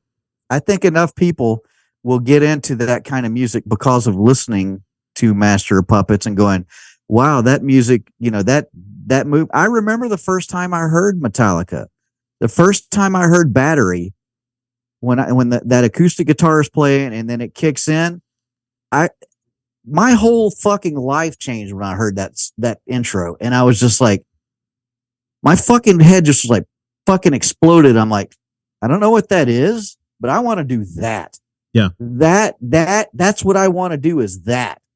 And my whole outlook on music changed at that point. And see, I was riding in the back. An older brother of a friend of mine had an old Nissan that had a hatchback, and we'd all ride in it, and we'd leave the hatch up and hang our legs off the back. Yeah. And that guy popped it in a cassette tape in that thing and said, "You guys should listen to this." It's one of those things where you remember where you were the first time you heard. I absolutely do. I remember listening to, you know, Sanitaire, you know, all that shit. Like we were listening to the whole fucking album. It was Battery for me.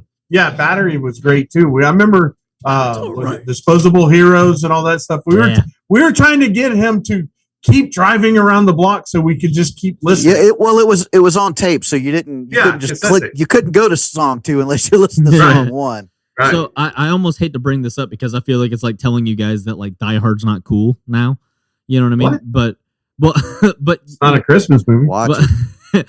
I fucking love Die Hard, but I'm just saying I feel like it's like if I told you guys like, yeah, you know, Clint Eastwood's like really lame now. Like that's how I feel almost saying this is you know, that's a big debate though in heavy music and stuff now is the fact that Metallica now is kind of looked at the way Sabbath is, where Sabbath is not heavy in comparison to like Pantera, but in their era they were the epitome of but that happens with everything. No, I know, but football, same thing, baseball, right? But same thing with like Motorhead and stuff like that, like Motorhead and fucking even Zeppelin. Like those bands were heavy in their era in a way that created the genre that exists now. Metallica now, like there's a big debate of like Metallica's not even metal to a lot of people. They're wrong. Well, I agree because they helped invent thrash metal, but like to a lot of people, it's like, yeah, Metallica's not a metal band. They're like, I don't know, they're like kind of a hard rock band, but like they're not really that heavy. And like, but I'm saying, but today that's kind of the general consensus is like, no, Metallica's that's a good because band, now really there's 4,000 different brands of metal, you know. Yeah. Whereas back in the day, new metal, speed metal, it was just metal. It was just fucking metal. Right. It was actually it was from heavy metal, but it was thrash. Really is what it was called. Right. So I don't know if you guys somehow became speed metal. Have you guys seen Murder in the Front Row? I haven't. I actually have the book. You really need to see that because you know a lot of these documentaries they have you know they'll talk a lot and they'll talk about how things were, but this documentary has all the California bands, the Oakland, the North California bands. I mean, they have interviews with Slayer, Metallica, Megadeth, Exodus, and that. If you watch that, you'll get a better understanding because, like, they talk about like Paul Baloff from Exodus, where they would, if they saw somebody like come to a show with like a Motley Crue shirt on, they actually would they would take the person and rip their fucking shirt up, and they would wear trophies like they would have like part of their shirt around their arms, and they'd have like a whole bunch of them on their arms. They would find guys that you're wearing a fucking Cinderella shirt. You're getting your ass beat, and they're tearing it off of you, and they're taking your shirt from you and kicking your ass and throwing you back out. That's how it was. That's how it was back then. I have the book for Murder in the Front Row. Watch it. It is great. It is fucking. Where did you see it? I think I saw it on Amazon Prime. There you go. On Prime, yeah. It's on Amazon Prime. It was free. But yeah, it's crazy because now, like, it's just a generational thing. But now, like, Metallica kind of gave way to Pantera, and Pantera gave way to bands like, Meshuggah and bands like that. That now everything got down tuned and faster and sludgier and all this other stuff. But you don't often see interviews with Tom Araya, James Hetfield. Yeah. And they pull bands out like Violence, Nice. Death Angel. I mean, all those bands they pull that. I mean, it's just fucking star after star after star after star. You're like, man, how did they get all these guys? In fact, this? when we come up to Ryan's, I'll bring the book for Murders in the Front Row. It's awesome because it's a giant book because it has some really, really, really cool pictures of back in the day of like up close pictures of Metallica and Megadeth. You'll get a better understanding of what I'm talking about because there was a definite separation between like LA rock with the Metallicas and with the like Motley Crue and Poison and Rat and stuff. Now I like some of those bands, but there was a definite distinction. Like, it's one of the reasons I didn't like Guns N' Roses when they first came out because I thought they were too glam. Yeah. I've since changed my mind on them over the years, but it was immediately that's pussy rock. Come over here to the dark side. This is where the heavy shit is. This is where the fun stuff is. The cool stuff. You're on the shallow end of the pool. Yeah. Right. Come out here. Yeah. This is kind of a current topic. Did you guys see Guns N' Roses just put out a new song? No. Yeah, they just put out a new song. Is it any good? It's not bad. It's not. I mean, it's not Appetite for Destruction, but yeah, to me, it's a little bit like you could tell those guys are now. You could tell Appetite for Destruction's heyday was in '87. And you know what I mean? Like, it's not a bad song, but like they're all adults that have kids that probably have kids at this point. You know what I mean? Like, I think it's actually a song about Axl kind of saying like, sorry, I was such an asshole throughout my career. Like it's kind of that type of vibe. You know what I mean? Okay. So I have a question for you, and I want to add something to a previous episode real quick before we wrap this up. Okay. Number one is we discussed supergroups. Yeah. And there's a recent addition to supergroups. So you guys know who LA Rats are? Was it LA Guns and Rat together? No, you would think so. Oh. But LA Rats recently came out with a cover of I've Been Everywhere. Okay. Right? And so they have, I always fuck up this last name, but do you guys know Tommy Clufutos? No. Drummer for Black Sabbath? Are you sure you're saying it right? No, that's what I'm saying. I always fuck up his last name. Clufetos. I don't know. Born in 79. He was born in 79? Yeah, it says he's most noted for his work with Black Sabbath during their Black Sabbath reunion tour with highlights on their new album. He was born in 79? Hold on. Wait. What's his name? It says born December 30th, 1979. What's his name? So he performed on their reunion. Right. What's his name? Clufutus? He's not the guy from Rage, right? He's not the guy from Rage Against the Machine? No. I don't think that's him. It doesn't really say anything. I mean, hell, they'd sold 500 million records by the time that guy was born. Well, I know the guy from Rage Against the Machine played with them on that 13 album. But anyway, he's their drummer. Okay. And then they have Nikki Sixx. Okay. They have John Five. John 5 rules. Yeah. And then their singer's Rob Zombie. Okay. So that was what do you call it? An honorable mention for our super groups that we were talking about. Except it's got Nikki Sixx. Yeah, that's a pretty good band. Minus like Nikki Sixx. Yeah. John 5 kicks ass though. So this is a basic question. This one, it needs to be included in a Guys Like Us show at some point. This is a great place to fit it. I came out of the restaurant one time. We got 15 minutes, by the way. Okay. Well, then I'm going to turn it over to you guys. So however long you spend, I'm going to give you the premise. I came out of the restaurant. I came out of the restroom at a restaurant one time, and this guy was talking with Isaac about metal bands, right? And he says he was explaining what they call the four horsemen of metal, what 4 bands make up what you call the Mount Rushmore. And his list of them was Metallica, Megadeth, Slayer, Well, and that's Pantera. that's the big. No. Well, no. But my question Hold on, is, the big No, you're- four. hold on. You're wrong. I gotta finish. I'm not wrong because I didn't tell him that's what they are. I got an But- argument here.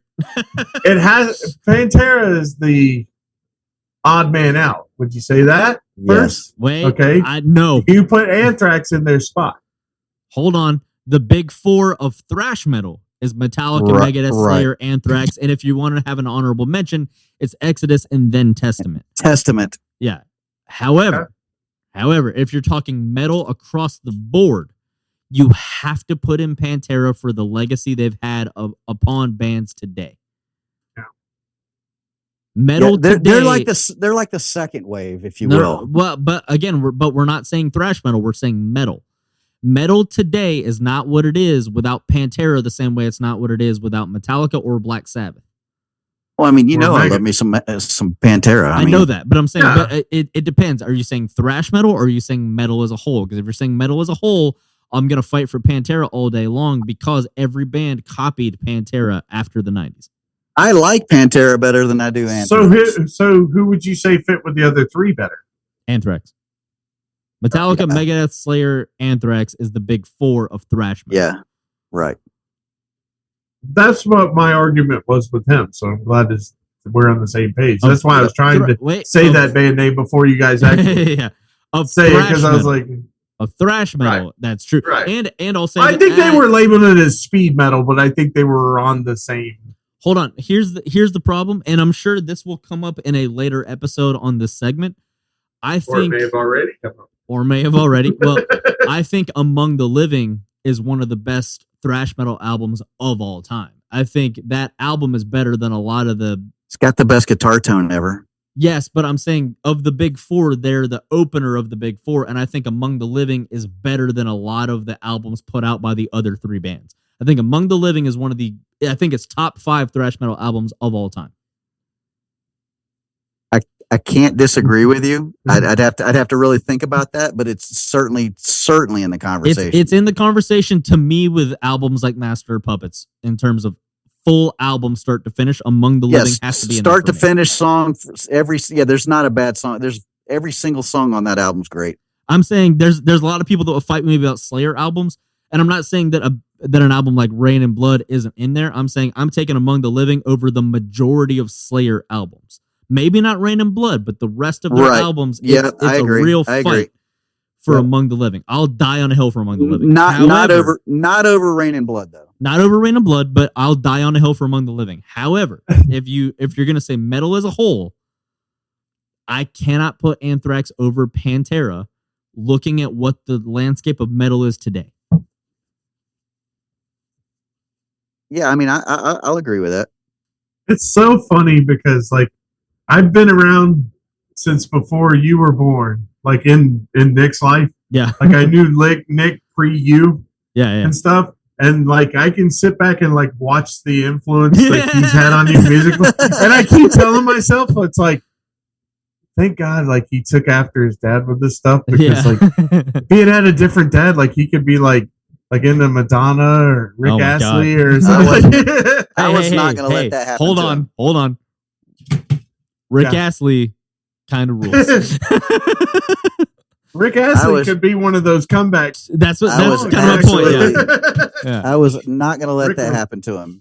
I'll tell you what, dude. One of the coolest moments to me ever at like a festival or anything like that, like just like seeing a video that I was like, oh, this was done exactly perfect.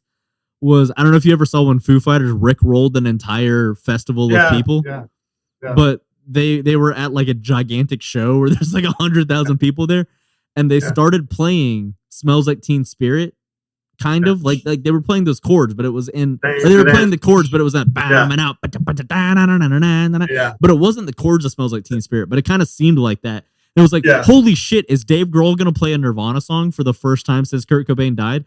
But it wasn't the right chords, and Rick Astley ran up on stage, and it was Never Gonna Give You Up. And they did it with the Nirvana, with the Smells Like Teen Spirit like chords. And they just rickrolled an entire fucking festival of people and had Rick Astley go out there and just jam with them. And I was like, awesome. That is fucking phenomenal. I've seen That's some where they've funny. had like a band come out and they started cheering, and like before they even picked up their instruments, the Rick Astley thing came up on the Nice. 2 screens on the side. Never gonna give you, and they're like, "What the fuck?" Like, watch. It's some good stuff. I think your dad did a few Rick rolls. Yeah, Back Rick when it rolled You know those what? people. Yeah, that while we're on the subject, that guy is the perfect candidate for a comeback song. I So wonder I how think much. this is what happens. Your dad will discover something that'll like fuck with somebody, and then he'll like test it out on me before he starts to hit the masses with it. Like I'll get an email with a Rick roll. He's like, it's funny because I can tell he hasn't done it yet because I'll start getting texts. Did you open that email yet? Did you open the email? I'm like, no. Yeah, I opened the email. Hey, did you click on that link? Did you watch the video? You gotta click on the link. You gotta click on the link. I'm just like, the fuck am I being baited into? 9 I always minutes, think by the you- way. 9 All minutes. So I we should feel like start wrapping up. I now? feel like Bill Burr in the Philadelphia Yeah. incident when he's counting Yeah. down. Oh yeah. 3 minutes left, Fucking- and I will be selling my album after Yeah. this. Yeah. Fucking Boo Dom Herrera. What the fuck is wrong with you people? I'm gonna That throw was- the base of of this course, mic that's stand Philly. out. I'm gonna throw the base of this mic stand out in the crowd. I hope it hits a Yeah. fucking kid. Yeah. Just gotta go. I hope it hits a fucking baby Yeah. in the head. I hope he was the one that was gonna make it out of your shithole city. You have a fucking Yeah. statue to a guy that's not even real. Fuck Rocky. Yeah. You need to have those sound bites. Fuck the Phillies. Fuck the Eagles. Fuck the Sixers. And fuck all you. And fuck whoever Boo Dom Herrera, a fucking comic legend, fucking comes out here and gives you his time, and you fucking boo him, you dumb sick. Fucking throwing snowballs at Santa Claus in this fucking town. That's such a perfect fucking representation of Philly too. That at the end, Yeah. I mean, Yeah. it was an Opie and Anthony fucking comedy show Yeah. where they had all these legends on there. And Oh, they just yeah, boo yeah. everybody. And at the end of it, and Bill Burr's getting furious backstage. He's fucking booing Yeah. goddamn Yeah, Tom all Herrera, his fucking booing idols these are out there. motherfuckers. Richard Yeah. Lewis. Yeah, and, yeah. He's booing all his idols, Yeah. and he goes out there and just loses it on the crowd for 12 minutes. And at the end of it, Philly jumps up and cheers for him. And it's like, you pieces of You shit. know how Nick will know this better, but do you know how you like people talk about? Oh, I miss when 7 minutes, by the MTV way. used to play. MTV used to play music videos. I kind of miss that. You know what I miss? I miss when Comedy Central used to have those little 30-minute stand-up specials, Man, and it'd I be like, love yeah, those. yeah, yeah, it'd be like, what's his name? What's the dude? I don't even know why I'm blanking on this. The guy that's hosting Price is Right now. Did all the Cleveland Drew jokes. Carey. Drew Yeah. Carey. Drew Carey. Yeah, you'd have like Drew Carey Oh, or Dana Carvey. That or, stand up was awesome. Where he's talking about Yeah. like the Cleveland Indians and yeah. I'll like, tell you "Can I what, borrow your glove.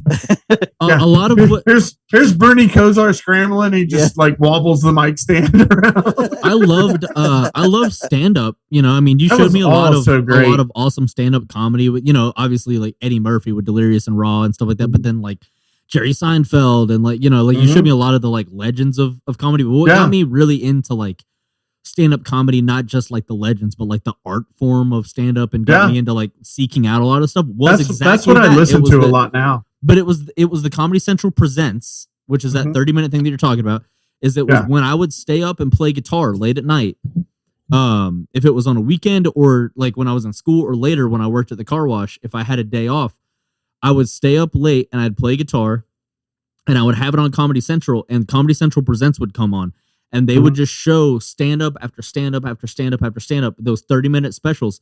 And man, there were so many people that today I'm a huge fan of that I found through those. I mean, I Right. found Bill Burr on that. I've, you know, Right. like Yeah. so many people that those Comedy Central Presents were fucking awesome. But that's where Yeah, I fell they're in love great. with like kind of more of the underground stuff of those guys Yeah. that ended up popping and becoming big later. Right.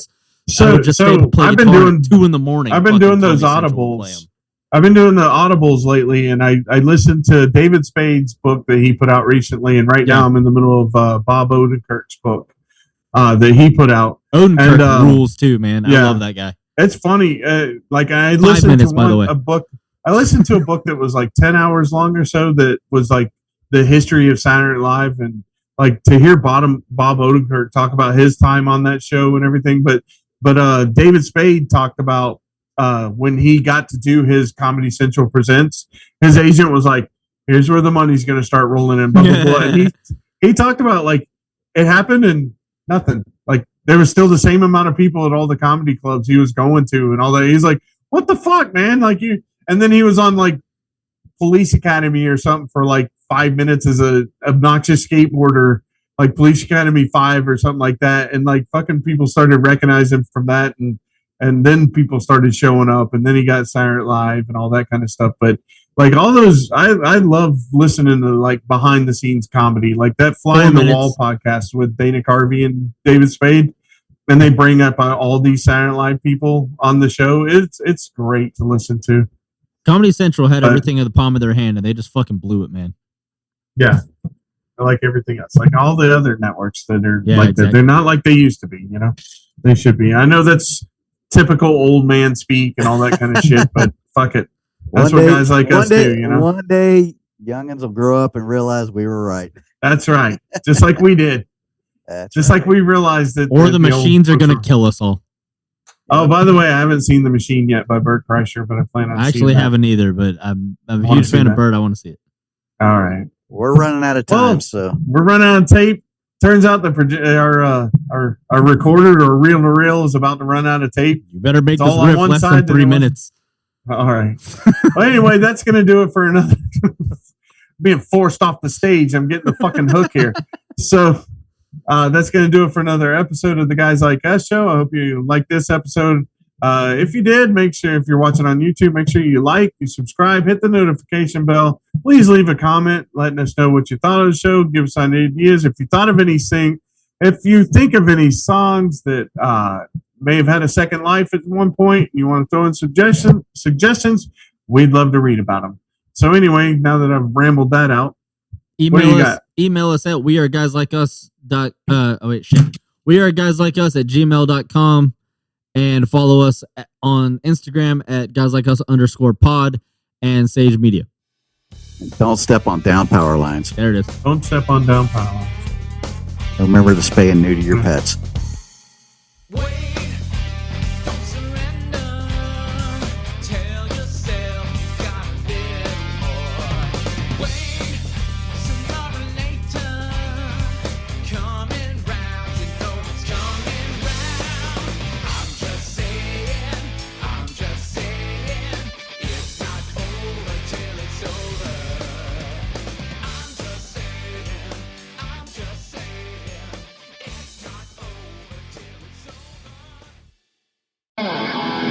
This has been a Sayge Media production.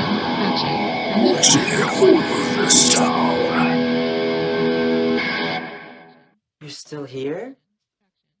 It's over. Go home.